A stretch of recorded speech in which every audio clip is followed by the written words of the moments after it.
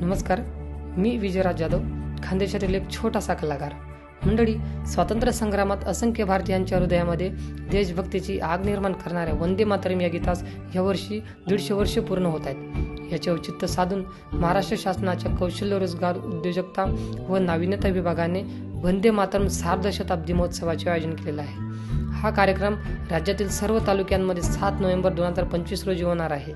तरी समाजातील सर्व घटकांनी या राष्ट्रीय कार्यक्रमास राष्ट्रीय कर्तव्य समजून उपस्थित राहावे ही नम्र विनंती. या निमित्ताने मी विजयराज देशासाठी लढलेल्या प्रत्येक स्वातंत्र्यवीरास या बासरीच्या ध्वनीतून आदरांजली व्यक्त करतो.